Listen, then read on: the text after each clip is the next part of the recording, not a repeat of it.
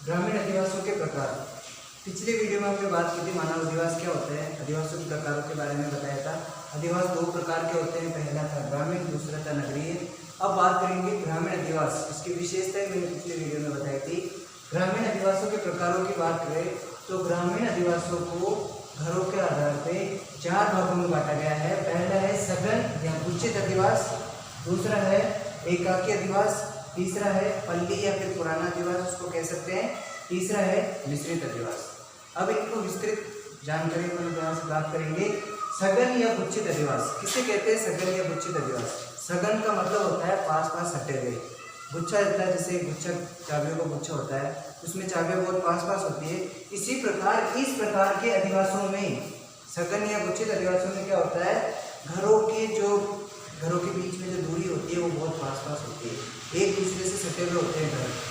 इसके इन्हीं अधिवासों को अपन अन्य नामों से भी पुकार सकते हैं। इनको कुंजित अधिवास भी कह सकते हैं, इन्हीं को अपन सहायता अधिवास भी कह सकते हैं, इन्हीं को संकेंद्रित अधिवास के नाम से भी जान सकते हैं। तो प्रश्न पूछ सकता है कि सघन या गुच्छित अधिवास को और किन किन नामों से जानते हैं, तो ये 3 नाम है, ये इनको आपको याद रखना है। अब क्षेत्र, सघन या गुच्छित अधिवास जो होते हैं ज्यादातर किन क्षेत्रों में बनते हैं या कहाँ बनाए जाते हैं, कहाँ बसते हैं? इस प्रकार के अधिवास ज्यादातर जो है उपजाऊ मैदानों में, उपजाऊ खेत होता है, चाहे उपजाऊ क्षेत्र होता है, समतल मैदान होता है वहाँ पे, या फिर समतल या आसानी से जहाँ जल उपलब्ध हो जाता है, आसानी से जल उपलब्धता वाले क्षेत्रों में इस प्रकार के अधिवास जो है बनाते हैं। अब बात करते हैं सघन या गुच्छित अधिवासों की विशेषता है। अलग अलग से विशेषताएं पूछ सकता है या हो सकता है एक साथ से विशेषता पूछ सकता है। सघन अधिवासों की कुछ विशेषताएं होती है। पहली, जैसे इसमें ये जो इस प्रकार के अधिवास होते हैं ज्यादातर खेतों के मध्य बनते हैं। गाँव में क्या बनते हैं, खेत जो होता है अपना, उसके बीच में घर बनाते हैं लोग बाग। यानी ज्यादातर इस प्रकार के अधिवास आपको कहाँ पे देखने को मिलेंगे? खेतों के मध्य में। फिर इस प्रकार के अधिवासों में जो होता है घर पास पास होते हैं, घरों के मध्य जो दूरी होती है वो बहुत कम होती है, ये इसकी एक और प्रमुख विशेषता है। लोग एक दूसरे से मकान से सटाकर इस प्रकार के मकान बनाते हैं। तीसरी विशेषता, मेल भाव की भावना, यानी इस प्रकार की बस्ती में अधिवासों में रहने वाले लोगों में आपसी सहयोग और मेल भाव की भावना आपको देखने को मिलेगी। सहयोग, एक दूसरे की मदद करना, ये सब कुछ बातें आपको इस प्रकार के अधिवासों में देखने को मिल सकती है।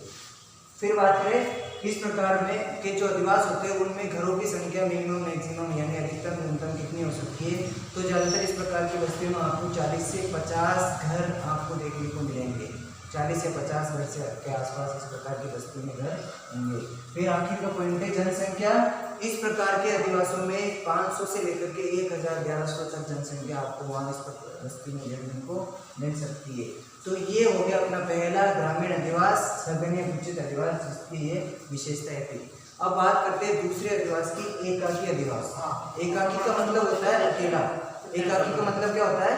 अकेला। तो इस प्रकार के आवास एकाकी अधिवास किसे कहते हैं? वे अधिवास जिसमें घर एक दूसरे से छितरे बिखरे होते हैं यानी बिखरे हुए होते हैं, वो कहलाते हैं एकाकी अधिवास। इस प्रकार के अधिवासों की कुछ विशेषताएं है। जैसे पहले वाला मैंने बताया था कि इनमें घरों के बीच जो दूरी होती है वो पास पास होते हैं, उसका जस्ट उल्टा विपरीत, यानी इसमें घर जो होते हैं वो दूरी दूर दूर होती है।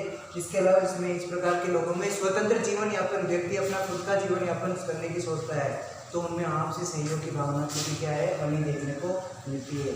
इस प्रकार सबसे प्रमुख विशेषता ये है कि यहाँ के इस प्रकार की बस्ती में रहने वाले लोगों की सबसे बड़ी कमजोरी होती है कि ये लोग ऊंच नीच की भावना देखने को ये देखते हैं, चाहे वो खेती को लेकर ले लो, चाहे सामाजिक कामकाज को लेकर के देख लो, ऊंच नीच की भावना इनमें देखने को मिलती है। तीसरी है पल्ली या पुराना अधिवास। पल्ली का मतलब ये होता है पुराना, यानी बहुत पुराना अधिवास। इनमें घर जो होते हैं बहुत पुराने तरीके से बने हुए होते हैं। यह घरों की मध्य दूरी भी जो होती है वो ज़्यादा देखने को मिलती है। इस प्रकार के अधिवास कहाँ देखने को मिलते हैं? अपने को ज़्यादातर नदी घाटी क्षेत्र, नदियों की घाटियों के सहारे जो घर बने होते हैं उस प्रकार के अधिवास, या खनिज जो खान जो होते हैं उन खनन क्षेत्रों में इस प्रकार के अधिवास देखने को मिलते हैं। मैंने बताया कि पल्ली या पुराने अधिवास में घरों की दूरी बहुत बहुत दूर होती है। ठीक है, नेक्स्ट आखिरी आता है मिश्रित अधिवास। न तो सघन और ना एकाकी, दोनों के बीच की जो अवस्था होती है वो कहलाती है मिश्रित अधिवास। यानी सघन और एकाकी के बीच की अवस्था, जिसमें घर ना ज़्यादा ना कम, उस बीच की अवस्था जो होती है वो मिश्रित अधिवासों में देखने को मिलती है। इसके क्षेत्र ज़्यादातर राजस्थान के कोटा जिले के सांगोद नामक गांव में आपको इस प्रकार की बस्ती सबसे ज़्यादा देखने को मिल जाएगी। तो ये हमारे चार प्रकार हो गए ग्रामीण अधिवासियों के। अब बात करते हैं अगले टॉपिक पे कि ग्रामीण अधिवासियों की कुछ समस्याएं हैं। ग्रामीण अधिवासियों में कुछ समस्याएं देखने को मिलती है, वो समस्या क्या क्या है। अब इंसानी जीवन में अनेक प्रकार की समस्या देखने को मिलती है। अपन कोई घर बनाते हैं उसमें भी अनेक समस्याएं आती है। तो इसकी कुछ विशेषताएं गांव में आप सभी को पता है अनेक समस्याएं देखने को मिलती है, पानी नहीं है या शिक्षण संस्थाओं का अभाव है। तो ये सारी विशेषताएं अधिवासियों में भी इन्हीं को पढ़ेंगे। पहली विशेषता है आवागमन के साधनों का अभाव। ग्रामीण क्षेत्रों से नगरों की तरफ या फिर उच्च नगरों की तरफ जाने के लिए जो है हमें साधन चाहिए, वो ग्रामीण क्षेत्रों के अधिवासियों में ज़्यादातर देखने को नहीं मिलते। तो सबसे बड़ी विशेषता यही है इन प्रकार के अधिवासियों की, ये समस्या देखने को मिलती है लोगों में कि आने जाने के आवागमन के जो साधन है वो बहुत कम देखने को न के बराबर होते हैं। दूसरी विशेषताओं की बात करें, स्वच्छ पेयजल का अभाव। अब नगरीय क्षेत्रों में पीने योग्य पानी आपको आसानी से उपलब्ध हो जाएगा, पर ग्रामीण अधिवासियों की ये समस्या बनती है कि वहाँ पे पीने के लिए पानी होता है पर कुएं, बावड़ी इत्यादि का पानी प्रयोग में लेते हो, पर स्वच्छ पेयजल वहाँ देखने को नहीं मिलता है।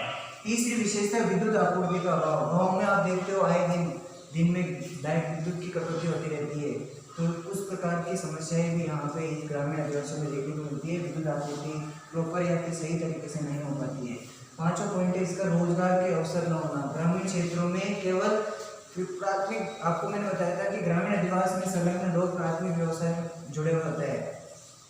जैसे बात करते हैं कृषि की, कृषि केवल मानसूनी सीजन में होता है। अगर कुएं में पानी है तो हो जाता है। मानसूनी सीजन के अलावा जो होता है ज़्यादातर साल के जो 8 महीने बचते हैं उसमें लोग बाग बेरोजगार देखने को मिलती है लोगों के बीच में। तो ये सबसे बड़ी समस्या ग्रामीण अधिवासियों की ये भी रहती है कि लोगों में रोजगार का अभाव देखने को मिलता है। आखिरी